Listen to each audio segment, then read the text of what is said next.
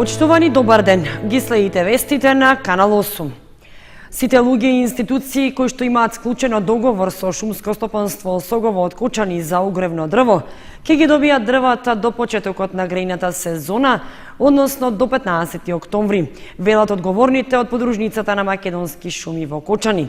И додаваат дека нема да се повтори ланскиот проблем, кога луѓето платените дрва не ги добија до нова година, дури и подоцна. Граѓаните на Кочани, исплашени и пропатени од ланската година, кога многу доцна ги добија дрвата за огрев, во паника секојдневно прашуваат дали навреме ќе ги добијат дрвата оваа година. Благојчо Дивернисов, раководител на Шумско стопанство Осогово од Кочани, вели дека оваа година нема да се повтори ланскиот проблем, кога голем дел од луѓето не ги добија дрвата до нова година, па и подоцна. Уверува дека сите луѓе навреме ќе ги добијат дрвата за огрев. Сметаме дека сите сили ќе ги употребиме внатре со колегите, за да до почетокот на грејната сезона, 15 октомври 2017 година, ги снабдиме сите луѓе што имаат склучени договори или што имаат дадено во готова пари кај нас. Сметаме дека ланската година беше во тој дел малце лоша година, на време не беа испорачени дел од количините кои беа склучени во текот на 2016 година. Сметам дека ова година ќе направиме се за да сите луѓе што имаат договори или платено кај нас во готово ќе ги добијат огромно дрво со почетокот на грејната сезона. Сеча имаме, дотор имаме, превоз имаме, значи сите фази ни се на располагање, една добра организација, една добра мобилност, сметаме дека ќе ни дадат добри резултати. Инаку, голем број граѓани, институции и здруженија, како што се Здруженијето на пензионери од Кочани, Здруженијето на пензионери од Пробиштип, локалната самоуправа на Кочани, училиштата, детските градинки, имаат склучено договор со Шумско стопанство Осогово. Количините се договорени и веќе Шумското стопанство е при крај со испораката на огоревното дрво. Цената и оваа година остана непроменета. Буката 2600 денари за метар просторен, а дабот за 100 денари поскап од буката, односно 2700 денари за метар просторен. Откупот на пченицата во Кочанско се одвива со многу забавено темпо. Откупната цена за килограм пченица се движи од 8 до 9 денари и досега се откупени околу 10 тони пченица. Приносите добиени од пченицата и јачменот во Кочанскиот производен регион и покрај сушата се на задоволително ниво. Од насеаните 3085 хектари под пченица се добиени просечни приноси од 3165 килограми по хектар, додека кај јачменот од насеаните 3366 хектари приносите добиени по хектар се движат до 3211 килограми. Истакна за Канал 8 Горан Миладинов, раководител на Министерството за земјоделство, шумарство и водостопанство, подрачна единица Кочани. Помали се површините насеани под пченка 1305 хектари, од кои добиените приноси доправа ќе се сумираат, бидејќи ќе следуваат активностите за берба на пченката. Од Министерството за земјоделство, шумарство и водостопанство, подрачна единица Кочани, информираат дека со тритикале се засеани 20 хектари, од кои просечните приноси достигнале до 2950 килограми по хектар, додека кај овесот од засеаните 25 хектари се добиени просечни приноси од 2750 килограми по хектар. Што се однесува до откупот на пченицата во Кочанско, таа се одвива со забавено темпо, вели Миладинов. Иако за откуп на пченица се склучени 3 договори со компании за откуп, засега според податоци на подрачната единица на Министерството за земјоделство во Кочани, пченица откупува само компанијата Мак Млино Чешиново. Откупната цена за килограм пченица се движи од 8 до 9 денари и досега се откупени околу 10 тони пченица. Миладинов додаде дека пријавувањето за користење на средства од програмата за финансиска поддршка во земјоделството за 2017 година завршува заклучно со 15 септември.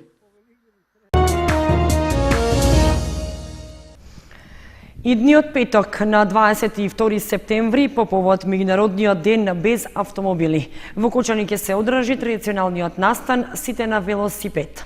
Се најавува вклучување на голем број учесници, меѓу кои и ученици од основните училишта.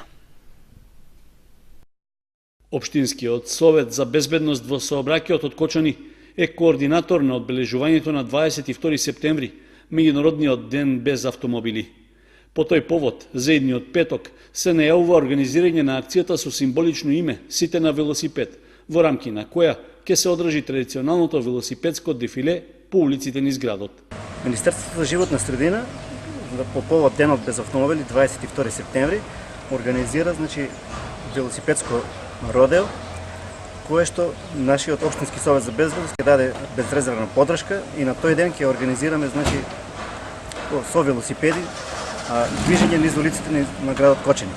Почетокот на движењето на велосипедите ќе биде од плоштадот во Кочани по улицата Кејна Револуција, понатаму продолжува кружниот тек према улицата Тодосија Паунов до средното општинско училиште Гошо Викентиев. Се враќат велосипедистите назад со организирана колона, со придружба на полиција и продолжува по улицата Глигор Апостоловски Гочо, па завршува до трговскиот центар Кочани. Настанот се организира како потсетување на граѓаните дека можат да го намалат загадувањето на животната средина од штетните гасови од автомобилите, односно ако наместо нив користат јавен градски превоз, велосипед или пак ако одат пеш. Заинтересираноста за учество во дефилето е голема, а од Советот за безбедност во сообраќајот најавуваат дека велосипедистите ќе бидат со различна возрастна структура. До сега има најавено околу 200 учесници од локалните велосипедски клубови, од средните училишта, општинските училишта, основните и други. Својата маршрута велосипедистите ќе започнат во 11 часот од плоштадот во Кочани, а во организацијата на настанот свој придонес се очекува да даде дел од локалниот бизнис сектор, потоа волонтерите од Црвен крст, како и вработените во полициската станица во Кочани. И годинава во рамки на деновите на Кочанскиот Орис ќе биде прогласен најдобриот земјоделец. Општината го објави конкурсот за пријавување на заинтересираните кандидати, а за најдобриот е предвидена награда што ќе му биде доделена во рамки на манифестацијата. Општина Кочани ќе го избира најуспешниот земјоделец за 2017 година. Одборот за организирање на манифестацијата Денови на Кочанскиот Орис веќе го објави конкурсот за доделување на наградата, што е традиционална, а се доделува секоја година.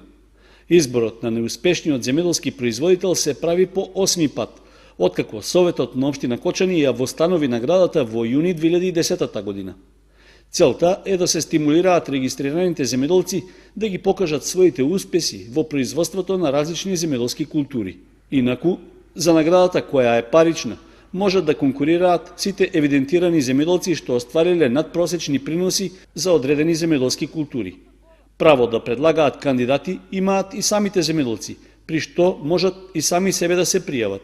Исто така, можат да предлагаат и местните и урбаните заедници, надлежните органи од областа на земјоделството, односно подрачната единица на Министерството за земјоделство, како и Агенцијата за поттикнување на развојот на земјоделието.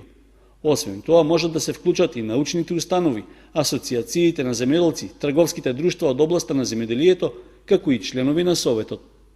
Секој предлог треба да биде поднесен во писмена форма, при што треба да содржи и соодветно образложение. Пријавувањето на кандидатите трае до 20 септември, а пријавите, заедно со образложенијата, можат да се достават по пошта или да се поднесат во едношалтерската канцеларија на општина Кочани. Здруженијето за рурален развој Јавор од Зрновци реализира проект за јакнење на капацитетите и органско производство под пластеници. Проектот е во соработка со уште две невладини здруженија од Пробиштип и селото Мустафино Свети Николско. Здруженијето за рурален развој Јавор од Зрновци е дел од проектот за развој на вештини за вмрежување, организација и управување со финансии, како и на обука за земјоделско производство под пластеници. Проектот е со символичен назив "Заедно сме посилни", а се спроведува во партнерска соработка со Здруженијето на производители и потрошувачи на органски производи Овчеполски екопроизводи од Свети Николското село Мустафино и со Здруженијето на граѓани Подобра еднина од Пробиштип. Во рамки на проектот, деновиве во Мустафино се одржа стручно предавање за тоа како да се отпочне со органско производство и да се организира предприемништвото и финансиското работење во здруженијата. Општа цел на проектот е јакнење на предприемништвото кај младите лица од ромска, турска и влашка националност во руралните средини во општините Зрновци, Свети Николе и Пробиштип. Освен тоа, како дополнителна цел е и обуката за основите на предприемништво и можности за користење на националните и странски програми и фондови за финансирање предприемачи и постоечки бизниси во руралните средини. Со проектот ќе се набават 6 фокус фарми со пластеници за органско производство, а за учесниците ќе се спроведе теоретска и практична обука за органско пластеничко производство и ќе се организира вмрежување на предприемачите со бизнис секторот. За целиот проект планирано е да се подготви промотивен материјал, како и медиумска кампања. Проектот на трите здруженија е финансиран од Европската Унија преку јавниот повик за финансирање на проекти на граѓанските организации за поддршка на мултиетничка соработка и младинско предприемништво. Исто така, средства се обезбедени од Европската Унија преку програмата ИПА, Инструмент за граѓанско општество и медиуми 2014.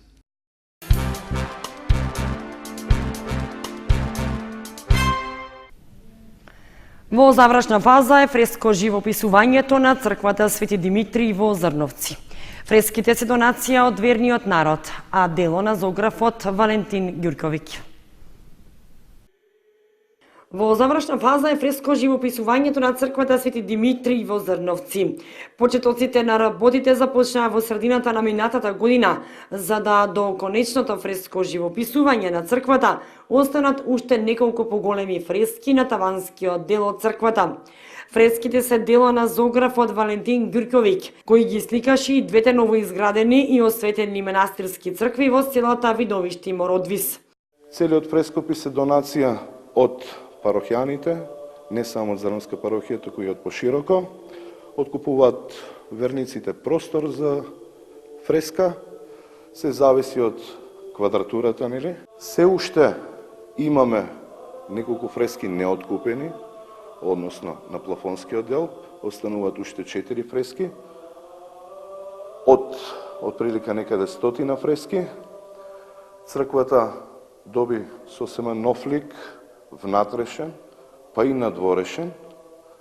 Затоа благодарност до сите оние кои што учествува во сето ова, благодарност до сите оние кои што на секаков начин го помогнаа сето ова, кои со молитва, кои финансиски, кои со работа, значи, така да ја користам оваа прилика да и се заблагодарам на сите оние кои што беа инволвирани во сета ова макотрпна работа, но вредна.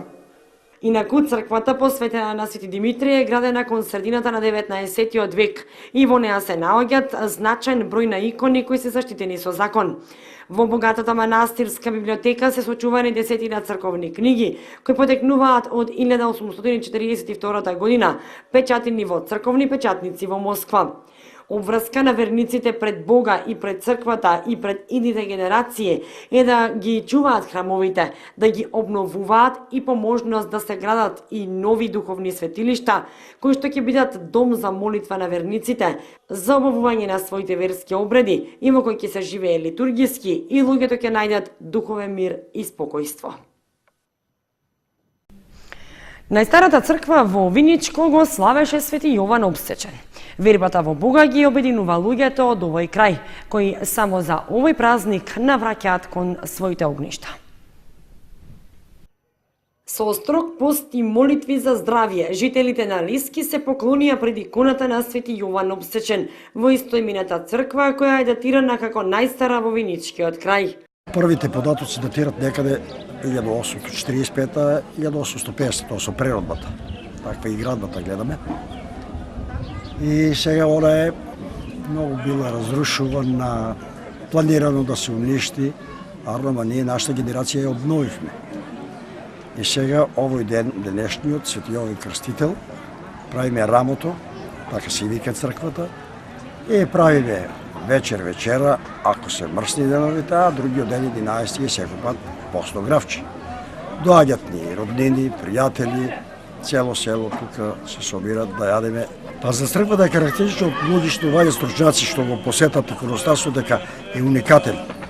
Може да има и поубави, има сигурно, али бидејќи уникатен, дека е вреден и се ни благодарни што сме го зачували до ден днеска и ќе го чуваме и понатаму. Во Лески 2 до 3 венчавки, 2 до 3 каштевки. Про сега овие години има 7-8 првачење, што значи се 7-8 крстени.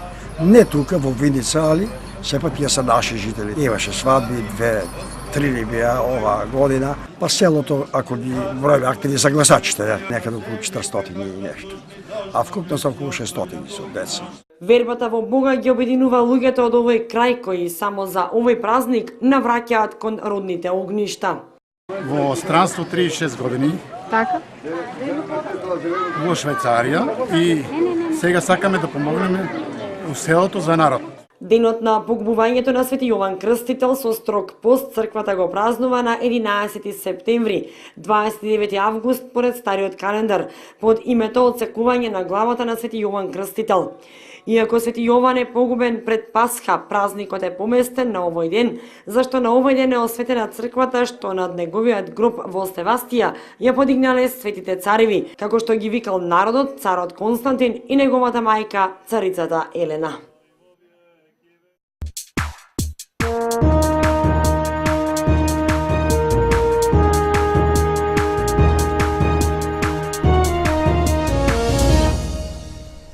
Следува информацијата од спортот.